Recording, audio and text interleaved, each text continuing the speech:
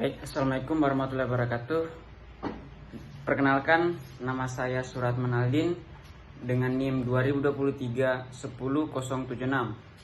Pada kesempatan kali ini saya akan mempresentasikan hasil kerja saya dengan mata kuliah pengembangan sumber daya air dengan dosen pengampu Bapak Insinyur Vicky Anggara Ilham, STMT.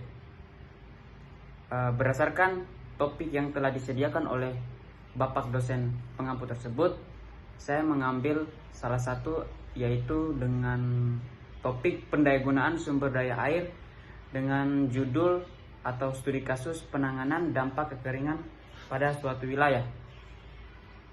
Baik, sebelum kita ke masalah, kita harus mengetahui dulu apa pendayagunaan sumber daya air. Pendayagunaan sumber daya air adalah sebagai salah satu upaya pengelolaan sumber daya air dilakukan melalui kegiatan penatagunaan, penyediaan, penggunaan, pengembangan, dan pengusahaan sumber daya air dengan mengacu pada pola pengelolaan sumber daya air yang ditetapkan pada setiap wilayah sungai. Pendayagunaan sumber daya air ditujukan untuk memanfaatkan sumber daya air secara berkelanjutan dengan mengutamakan pemenuhan kebutuhan pokok kehidupan masyarakat secara adil.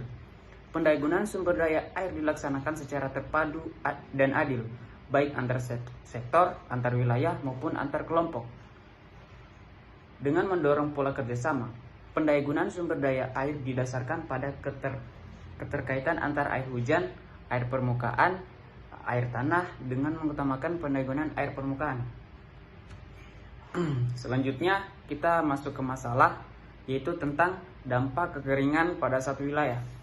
Saat ini Indonesia sedang dilanda kekeringan, terutama di daerah pegunungan. Indonesia sendiri terdapat dua musim, yaitu musim hujan dan musim kemarau. Kekeringan ini lebih sering terjadi di saat musim kemarau, yang ditandai dengan sumber air seperti sumur, sungai, waduk, dan aliran air lainnya kering. Bahkan sudah tidak ada debit air lagi di dalamnya, sehingga untuk mencari air, warga harus menempuh perjalanan yang jauh atau bisa juga membelinya dengan harga yang tidak murah. Kemudian berikut ini adalah beberapa dampak kekeringan yang di Indonesia. Untuk yang pertama, dampaknya yaitu sumber air minum berkurang. Salah satu dampak kekeringan yang harus diwaspadai adalah kurangnya sumber air minum. Jika sumber air minum tidak tercukupi dengan baik, manusia akan mengalami dehidrasi yang mana sangat berbahaya bagi kesehatan tubuh manusia. Selama ini masih bisa bertahan beberapa hari tanpa makan, namun manusia tidak bisa bertahan lama akibat tidak minum.